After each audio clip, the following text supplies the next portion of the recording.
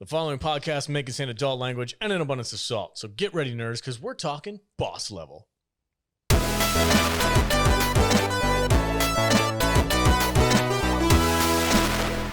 Welcome and thank you for joining us on the Salty Nerd Podcast. I am your host, the Salty Nerd, and today's episode we're going to be discussing the new Hulu exclusive movie Boss Level, starring Frank Grillo and Mel Gibson. And I am joined as always by my awesome panel of nerds, starting with Matt Vader 74. What's up, dude? Just admiring my 3 weeks worth of growth.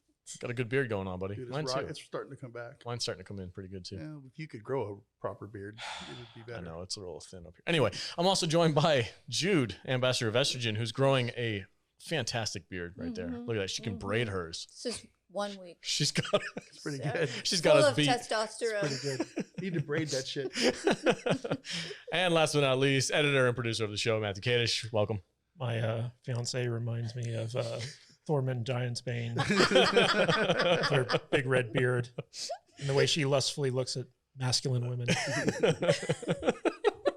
All right, guys. Yeah, that's We're going to dive into this awesome movie real quick. But before we do, a real quick word from our sponsors.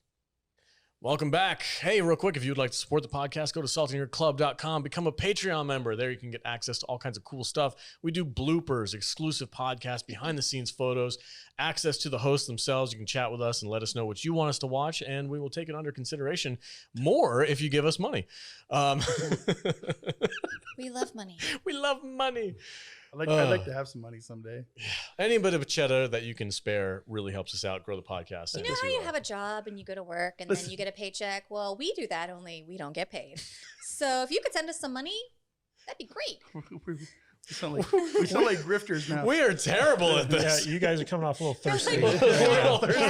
Please, begging you. Alms. No, we do offer a lot of cool extra content for our patron members. Yeah, Matt Vader. What type of stuff is on the Patreon? Oh, you know, stuff. Videos. So bad at this. I'm not a good salesman.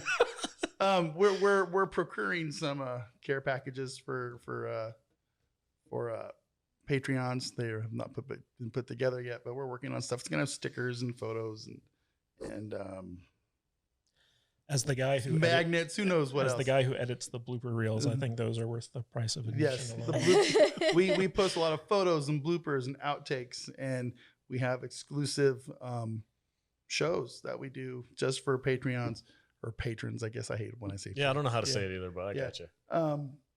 You know, we do stuff for you guys. You know, and you know, show notes. We might even have you on the show someday. Nudes. You know, Whoa. Who knows? Who knows what else? Yeah, Matt Vader 74 nudes. Yeah. We have an all nude calendar of Matt Vader 74. Good Lord. Yeah, we have pictures of their months with him by the fire truck. We're going to talk about this movie now. You've been talking to my wife? What? Oh, man. Jeez, that went off the rail. Hey, if you guys want more access to stuff like that, go to saltynerdclub.com. If you want to pay us to stop talking about that stuff. Oh, yeah, that's fine too. All right. I lost it. I'm sorry. That was a hard grift. That was rough. Okay. Boss Level. Jude, what is this movie all about? Okay. 2021 Boss Level. Rated TV mature with a runtime of 1 hour, 34 minutes.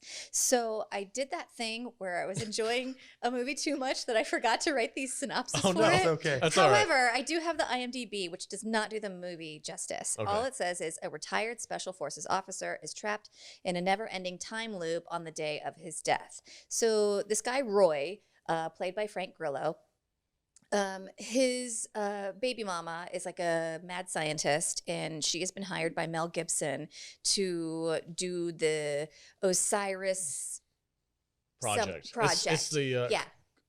What is that? It's an actual scientific creation that exists in our world. I can't remember the name You of it. guys are making this way too Something complicated. collider. Something The Haldane collider. Haldane, yeah. So Okay. basically, they're using that to manipulate time. But So Mel Gibson is the bad guy in this, and he hires the girlfriend to science this into existence. So she does, but she realizes that he's a bad guy, and in order to stop him, she puts Frank Grillo's hair, DNA or whatever, into the Osiris complex or whatever it is, in order for him to repeat the same day over and over again until he eventually saves the day, which he does. So this movie starts off with Frank Grillo waking up to a scream and somebody trying to chop his head off. Okay. And each day starts off like that too, until he gets further and further along each day in order to survive another assassin. So this movie plays on the trope, which a lot of gamers and kids that grew up in the 90s where there wasn't like saving every checkpoint. A video game where you play through the level and if you died, you had to start back up at the beginning. Yep. That's the trope that this movie plays on. And I think it does it really, really well. I had a ton of fun with this movie. I'm going to get the elephant. And boss level also refers to like, you're at such a high level of performance. You're the boss. Yeah. You're boss level. Yeah, you're able to. It's like the speed gaming where you know the level so well, you just kind of like skip, and you can beat all the people. It's like when you can beat Mario Brothers with one guy. Yeah. All right, so I just want to address the elephant in the room. What's that? My man crush on Frank Grillo. God damn, does that dude look good in this freaking movie? He's a very manly man. Dude, he is freaking shredded. He's like Hugh Jackman from Wolverine shredded. Can you believe he's 55 years old though? No. I don't believe it. No. He's It's 55? lies. He's 55. Jesus. Wow. Yeah.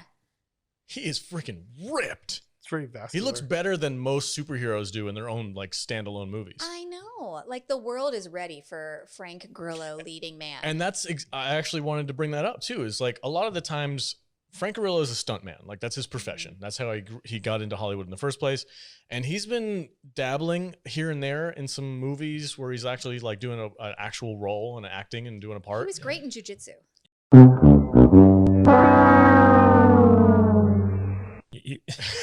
Were you just about to say that? No, nobody in the history of the world has ever said He that. was the only good thing about jiu-jitsu, other than like if you're going to count like Nick Cage looking crazy. I'll give you kind of that, but I don't think anybody was good in jiu-jitsu. It was just like he maybe was the best part. That's what I'm saying. Okay. That's like saying he was really good in Cosmic Sin. He carried the movie. What I'm saying is I was surprised at how well he did in this movie as being the main character as far as like acting in the scenes, especially the scenes with his son.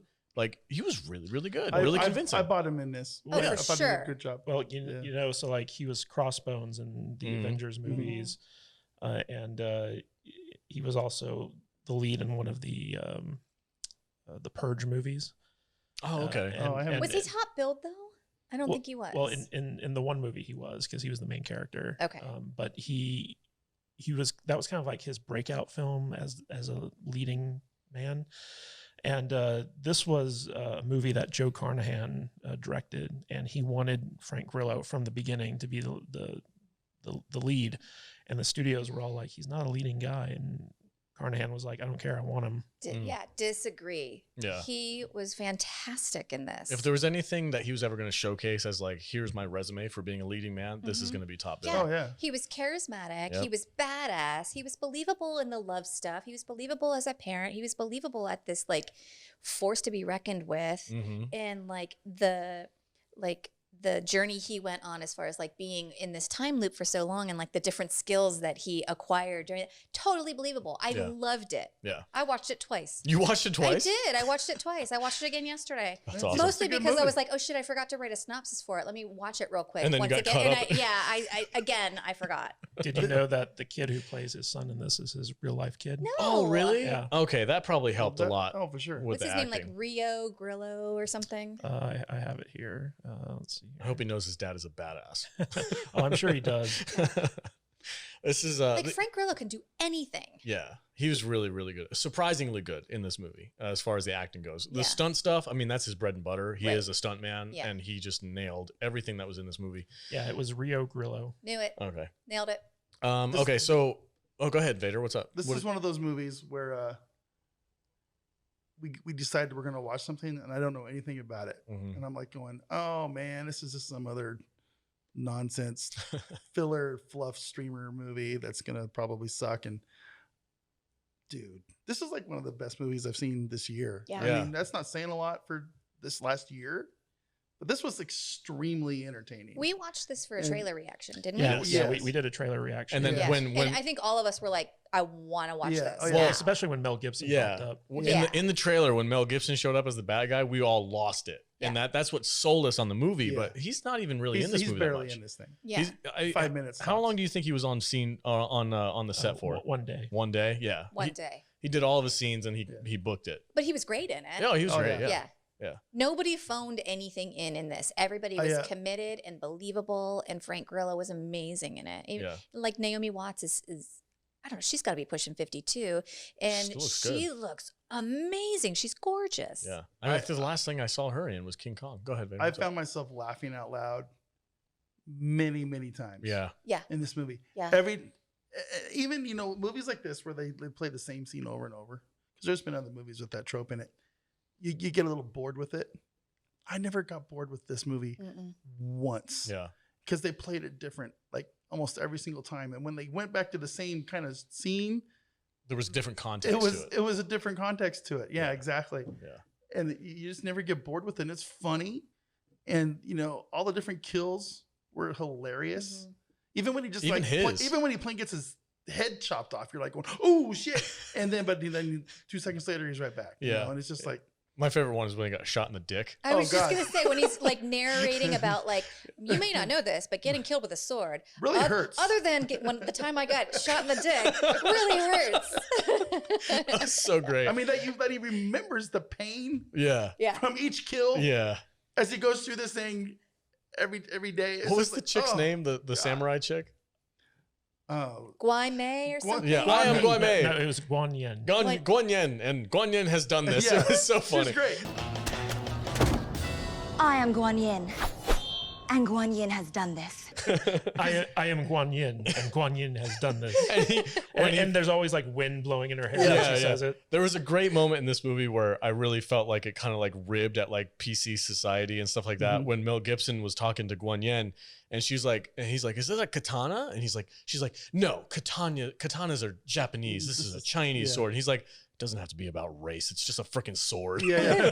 I was like, yes. But man, there was so much that was so over the top and fun about this movie. Yeah. I mean, the scene, it's like, I know it was spoilers, whatever, spoilers. Yeah, we do spoilers. People die, okay? He wins in the Yeah. end. But the part where the big buff bodyguard gets the sword to the brain. Oh, And yeah. he's, And he's stumbling around. Walks around, he's like, I smell muffins. and then he like spitters and sputters and quivers and And he's like, I'm blind now. And he dies. it was like that's my favorite death scene literally of all time in any movie. Okay. Because I'm not even joking. That was hilarious. My It was favorite so good. My favorite scene in this is the scene where he like, I don't know, he's done this like a million times and he finally fights his way up to this like science building wherever that he has to get to, and he gets up in the elevator and he comes out and all of the assassins are standing there and he's like, oh shit. Yeah. And he just shoots himself in the head because he needs to start over. Yeah. And all of the assassins like look at each other, they're like, that was weird.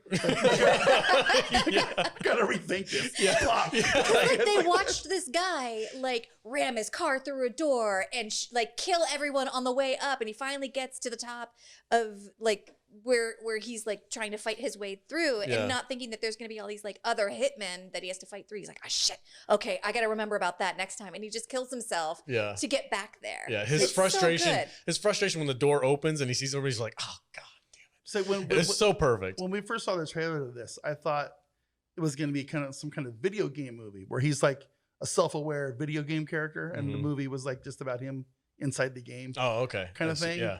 But it wasn't. Yeah. He's like literally going through this death every single Yeah, day, it's and he's remembering every single part about it. It's just that's brutal. Yeah. yeah. That is hardcore. Well, And But it's just I did like how like his kid's a video gamer. Yeah. And when he starts connecting with his kid, because in the story, basically the kid doesn't know that he's actually his father. And when he's taking the time out of his repeating day to go and get to know his son, the parallels of what the kid is explaining about the video games kind of reflect in what he's going through. And so, he's like got all those trading cards of the different assassins or the different hitmen, which I thought was great. And the concept for this movie was basically Joe Carnahan was like, I want to make an action version of Groundhog's Day. And Groundhog's Day has been kind of like repurposed as like a horror movie with what was that Happy Death Day movie and stuff like that. So this isn't a new concept, but the way that they went about doing it, where basically from the moment this guy wakes up, people are trying to kill him. And it's absolutely brilliant, like how he goes about like dealing with all these different things. So first there's a guy in his apartment that's trying to like stab him. He's got like a machete. Yeah. And then there's a helicopter that comes by with a Gatling gun that tries to like mow him down. Like all of the different ways that Mel Gibson tries to kill this guy is very impressive. Yeah. And basically there are these two hit women, and he calls one of them Pam because he doesn't know anybody's name. Yeah, he doesn't know her actual name. And she's like this weird like neo-Nazi who like collected Hitler's gun, and that's the gun that she's been killing him with the whole time. The scene where he finds out, he looks at it A-H, and she's like, Adolf Hitler. And he's like, are you freaking You've been nuts? killing me with Hitler's gun Are this you whole time. crazy? And then he shoots her. And goes, that was for the Jews. It was so good. That was so amazing. And so Joe Carnahan also directed the A-Team movie, the one with Liam Neeson and Bradley Cooper and stuff like that. And in that movie, the guy who plays Mr. T is Rampage Jackson from the UFC. And he made an appearance in this as one of the German twins that would, like when he was on the payphone, like that was Rampage Jackson? One of them was, Oh my God, I did not recognize him at all. Yeah, Wow. yeah. Like I didn't know it was him until I looked at the cast list. So like there's just a lot of like good cameos in this, like Kim Jong plays like the Asian he's like diner guy, the bartender. Oh yeah. And Michelle Yeoh shows up. Dr. Kim Jong. And teaches. Michelle Yeoh shows up, and she's like a master Olympic swordsman, and like he taps her to teach him how to, fight with a sword. Because it's funny, the first time that he I should say, the first time he gets into like the boss level sanctum, where he did your favorite kill. So like Guan Yin is like the final like bodyguard that he has to get through in order to get to Mel Gibson. And the first time he goes in there, she shows up with a sword, and he's got like two like machine guns, and he's like, oh, this is gonna be easy. It's just gonna be like Indiana Jones. Oh, they even made that reference too. He's like, ever see that movie where Indy was just fed up with this dude and his nonsense with the sword, and he just shoots him? That's what I'm going to do to you. And then it just doesn't work. She's able to dodge every bullet. Out of him. Yeah, she goes full Matrix with him. And basically he gets to the point where he's like, I got to learn how to fight with a sword. It was awesome. Like everything in this movie, I was surprised at how good this movie was. So when we watched the trailer for it, and it looked so good, and I was like, it can't possibly be this good. So I was a little nervous going into it that it was going to turn out to be like a shitty I was too. Shitty movie that like they showed us all the best parts during the trailer, and I was so surprised at how good it was. It was really enjoyable. Yeah. I think the only thing that I could say as far as a criticism go, I really had a ton of fun with this movie. I wish they would have spent a little bit more time with the father-son thing. Like they reserved that. It was like a good halfway through the movie before they even introduced the son as part of like the plot line. Well, he was talked about in the first scene with him and Naomi Watts, which happened early on in the movie, but they didn't introduce him, the character himself, until like about halfway through. Yeah, I could have used more of that because I felt like those scenes where he's finally really getting to know his son, and you see the end of the world happens and the light flashes, and it's basically like a nuke goes off, and he grabs his son. I think those moments would have hit a little bit harder if the son would have been introduced a little bit earlier and there was more of a relationship built up for that. I didn't take anything away from the movie. Yeah, I disagree. I thought that was very well done, and I didn't need any more or less. I thought it was perfect. You know what the best part is though, right? What's the best part? They had a little person with bombs. I knew you were going to have a day with this. There was a midget in this movie. And his name was Kaboom. Yeah, he was an explosive expert who would kill people by attaching like sticky bombs to them. That's so good.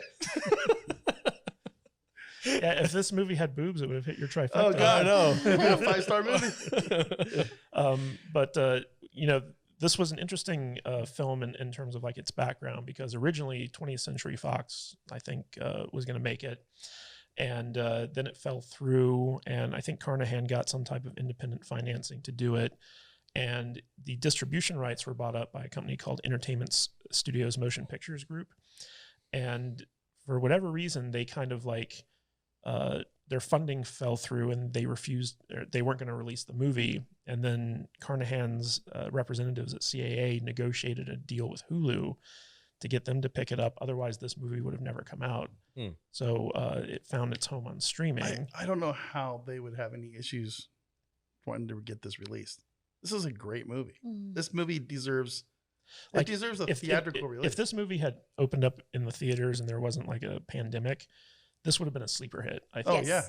Yeah, I agree. For sure. Because I mean, we talked about Groundhog Day, not, a lot of people have like redone that and used it to make genre films. The one that I think of is the Tom Cruise one. Was it Live, Die, Repeat, or Day After Tomorrow? Whatever they changed the title to. But it was the one where it's basically like he's a space ranger and he has to relive the same day over and over again. And as he progresses, he gets better and better at this, the battles and stuff like that. So this is like kind of the same concept, but I really appreciated how well done it was. The storyline worked. Even the sci-fi aspects of it really worked really well. They didn't overly explain it, but they got you the basic concept of how it worked. They didn't have to like nerds explain everything to us. It's like, oh, there's a scientific thing. It makes you repeat the days, and got to put some DNA in there. Because science. Because science. And like at a certain point, it overloads and it creates this huge explosion that wipes out all of reality. And that's how it keeps resetting stuff eventually. And they kind of set that up so that when he makes it long enough throughout the day where he witnesses the explosion, you're just like, wow, that's pretty epic. Yeah. I'm sure there's some physics nerds out there that are losing their mind over the science, but who cares? One of the interesting things about this movie, though, is like every character is very unique. Like all the assassins, even though a lot of them don't get any dialogue, like when you see them, like that guy who shoots the harpoon from the back of his truck, and like the like midget everyone guy. is very specifically their own character. Yeah. Like it's so interesting because they give these characters so much personality without them having to actually do much, which is perfect for an action movie. And Joe Carnahan, he kind of came out with his breakout movie, which was called Narc. And it was a very dramatic kind of police thing. And he's gone on to produce TV shows like The Blacklist and stuff like that. And he's made like pretty big movies. The Gray was one of them, A-Team. But he hasn't made a movie in a while, and seeing how he handled this one, like I'm like, give this guy more action movies. Yeah, like this was really good. Give us more of this. Yeah. If we're gonna get straight to stream, give us this kind of stuff because this was awesome. I will say that like the quality of the Hulu originals that I've watched is usually pretty good. Like compared it with Netflix, which is like hit or miss. Like Hulu has been pretty steady, and I didn't feel like they were like cutting corners with like a home computer graphics and stuff either. This felt very big budget to me. I will say the only thing that I noticed is some of the explosions did look a little bit home PC cut and paste. It didn't take away from it because the rest of the movie was such high quality. This was a $45 million movie. Yeah, that I felt like the rest of it made up for any. Just what does that mean anymore though? Honestly, that's a mid-budget movie. But like I said, $45 million. That doesn't mean anything. It's just like you said, it's a mid-level movie now. I remember back in the days when the planet went insane because they spent $80 million on Waterworld. Yeah. $100 million on Titanic. Yeah, it was just like those numbers. They're meaningless to me. They don't mean anything. Well, nowadays, like big budget Hollywood movies are 100 million and above. Yeah. Anything between like 30 million and 100 million is considered mid-level, and then anything below like 30 million is considered low budget. So it's just. And they made Wolf Cop for 1 million. Yeah. So 3 million Canadian. Stop correcting. Don't throw shade at Canadians. But yeah, man, it's just like I don't know how much more we're talking about this, but give me more. Yeah. Give me more of this. Give me. This is a great nerd. I want a sequel. I don't know if they can make a sequel, but give me a sequel. Well, the ending left it really open because they don't actually close the story loop that they set up, because basically Frank Grillo goes back in time one last time and he's been cured of the time loop. So like now it's like if he dies, like it's over. So there's a lot of stakes. So like you could do a sequel to this, but it'll be interesting to see if they actually do that. But I like that they kind of left it open ended, where it's like, is he actually going to accomplish this? Like, what's going to happen? Yeah, it was cool. I was a little disappointed when the credits rolled, and I was like, I really wanted to see his last run. Yeah. Like, this is the all or nothing. This is when the stakes are the highest, because if I die, I actually will die. I kind of wanted to see that happen and play out, but they cut to the credits. Yeah. So I was kind of like, oh man, damn. In the words of the great late Gypsy Rose Lee, always leave him wanting more. Yeah, they definitely did. Let's do favorite scene and final thoughts. Vader, do you have I already one? told you my favorite scene. Was it the swordplay one? It was when Mel's bodyguard Oh, that's right. Yeah. Brett. gets whacked. What is that guy from? I swear I've seen Will- him. The Three Stooges. Will He- Sasso? He was Curly Is in the that Three right? Stooges. Okay. Will The Sasso? movie. I don't know what the actor's name is, Yeah, but look it I up. swear to God, I've seen him in something else. literally- Jude's right. It's Will Sasso. Okay. Oh. Yeah, I literally fell out of my chair.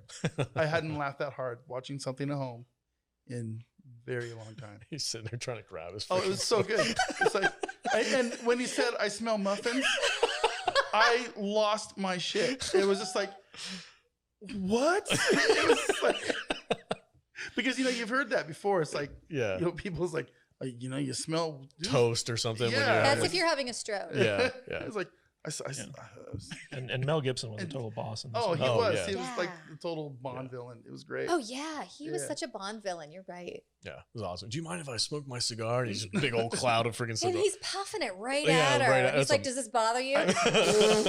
I know. A lot of people out there just aren't Mel Gibson fans, but I am so happy that he's having a bit of a career resurgence right now Yeah. because he might be crazy, but he's still Mel fucking And This it is just freaking seems like awesome. he's just And- doing whatever he wants, Yeah. which is great to Yeah. see. And he looks good. He's rocking that beard. Oh, and the beard's everything. Oh, epic. dude, Yeah. he's just give me more Mel. Give me an old Mad Max movie. Let's Have you do that. seen Have you Yeah. seen Bloodfather? No. Go check out Is it- Bloodfather. okay, I will. It's It's not pretty a good movie. It's not a It's good not? movie, but it's cool Mel Gibson Okay, movie. I'm down. I wouldn't say it's like top tier stuff, but Fat Man was much better. Fat Oh, Man, Fat Man is was a really great. great movie. Go Yeah. check out our interview with the writers and directors of that Yeah, movie for on our sure. YouTube channel. Okay, Jude, rating and favorite moment. I just want to say one thing real quick. Mhm. So we talked about how Frank Grillo is 55 years old, and now we're talking about Mel Gibson. Guess how old Mel Gibson is?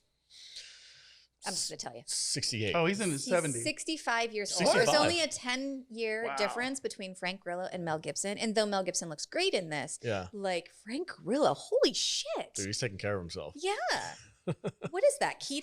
I don't know, What man. are you Supplements. doing? I don't know, but I gotta get He's on. on I that gotta go to the gym. He's on that Spartan workout. Yeah, he's Yeah. doing CrossFit. He probably is. He looks amazing in this movie. Taking a lot of supplements. So, too. what was your favorite? Start moment? to finish, I love this movie, but my favorite scene is the one where he comes out of the elevator and he's like, "Oh shit!" And he just Yeah. kills himself to like start the process all over again and get further. Excuse me. And what else? Oh, rating. I loved it, but I don't know what category this falls into. Sleeper hit action movie. That's fair. Okay. I'll give it 4 out of 5 Groundhog Day loops. Okay. I'm there with her. 4. 4 out of 5. Right on. Kadish, favorite moments and rating? I really liked his fight with Guan Yin, where basically he just kept getting his ass handed to him, and eventually he has to go and learn sword fight. Then he comes back, and like she's like so surprised that like at how good he is with a He sword. chops her ponytail off. Oh yeah. Yeah. She's like, you're dead. She's like, and like I thought they were gonna do something where he kind of played off that, because every time she killed someone, she'd be like, "My name is Guan Yin, and Guan Yin has done this." he does. Yeah, he goes. When he stabs her through the side, he says, I "By am the way, Roy." my name is Roy, and Roy has done this." Yeah. Well, overall, his face off with her, because it seemed like out of all the assassins that he went up against, she was the one who was like really the thorn in his side, like his actual like nemesis. Could not get past her no matter what he did. Yeah. So like it was that was probably my favorite moment. And this was such a surprisingly good action film. Like we haven't, especially like with Frank Grillo in it, you expect it to be kind of like, because he was just in Cosmic Sin with Bruce Willis. And I expected to see a low budget film. Yeah. And this was not. No. Yeah. Yeah. So like Frank Grillo is kind of known for doing these like knockoff B movies. but like he's a very talented actor. And this movie actually kind of, played to his strengths, and it was a joy to watch. It Absolutely. was like we had a lot of fun watching it, and we were surprised at how much fun we did. I've always considered him, Frank Grillo, kind of like one of these side actor guys that just has a cool role once in a while. Mhm. But this movie is going to put him like straight up to like cult status for me. I hope so. Because it's just like if, He just if has if it has his name on it from now on, I'm gonna go watch it. Yeah. Yeah, I just So- think he has to be careful with what movies he chooses. He has to choose more movies like this and less like Cosmic Sin, and so like he kind of like and what jujitsu and stuff like that. Like he's in a bunch of movies with other stunt actors. Am I wishing for too much if I want to see him in a John Wick movie? No. Ooh. You know what I want to see? I want to see like Frank Grillo, Johnny Bernthal, and Joe Manganiello. Like they're all playing like cousins or something, and they got to fight the mob. A remake of Next of Kin. That'd be awesome. Hell yeah. You just got Jude. Oh my god, I'm so hard right now. She's sitting in a puddle at the moment. Oh Jesus. Okay. Oh man. A puddle of my enemy's tears and blood. Jude and I were watching Matthew Buck's channel the other day, and he was reviewing Cosmic Sin, and he had some interesting insight because when we talked about the movie Breach, when we did our review for Breach, we wondered, why is Bruce Willis doing terrible movies like these? And apparently, according to Matthew Buck, he said that Bruce Willis gets paid $1 million, and he shows up for 1 day of work. They shoot all of his scenes in 1 day. And then like they have a body double where they shoot him from behind or the sides or like whatever for like other stuff. So he's like hardly with any other actors, like he just does everything in a span of like 12 hours, 24 hours. And he collects that paycheck, and he knocks out like 30, these movies, just doing it like that, doing barely any work. And he's done a couple of these with Frank Grillo, where, Grillo is kind of the guy who is carrying the rest of the film. Yeah, he carries the movie, and then like Bruce Willis is in like 2 or 3 scenes or like whatever. And I really think that this movie proves Grillo could be a leading man. Oh, like, yeah. like he could be another Bruce Willis. Yeah. It's like you needed to start doing this 15 years ago, though. Was the world ready for it though? I don't think so. I am thirsty for some more. Frank Grillo. Wow. Right on. Okay, so for me, my favorite scene, I think I'm going to have to agree with you guys. I was trying to run through the movie while you guys were talking, like if there was any other thing that really stood out to me. The car chases were a ton of fun. Yeah. I thought they did really well doing that. But yeah, the sword fight with Guan Yin, like amazing. So much fun. There's another one that I really liked. Oh, go ahead. I'm sorry. It just occurred to me, but I really like the carjack guy. Oh, yeah. He's like, this guy date rape screams every day. He's stealing my car. Yeah. I don't have time for this today. He just punches him. No, it was the whole movie was really great, but I think my favorite one was when he went up against the sword fighter and took her out, like after training with the master and coming back and finally being able to beat her. I appreciated that the action scenes, and I appreciated the humor. Mm-hmm. This was a fun movie. Yeah. And like they upped the ante like all the way through the film as like there was more for him to lose. Yeah. And he finds out more the more he like dies and comes back. When he found out that his wife was dead. Yeah, so like the whole movie he thought that she died the night before, so there was no saving her. And then like 2/3 of the way through the movie he finds out no, she was still alive at like 7 that morning, and it was like 14 minutes from the time that he wakes up. Yeah. So he has 14 minutes to wake up, fight his way to where she works and save her. Yeah. And that's when he started taking it seriously. Mhm. And he's like, I can do this. And he jumps in the helicopter and he flies it. It was great. And that scene when he like the guy in the helicopter comes up and he has this like, I don't know, like a Tommy gun or something. Yeah, Gatling gun. Gatling gun, thank you.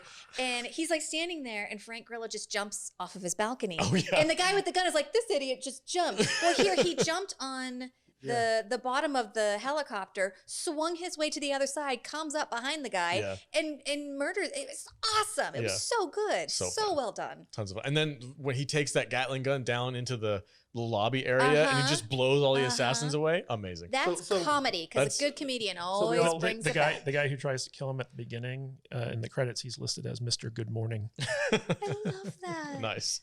So we all like this movie. Yeah, great movie.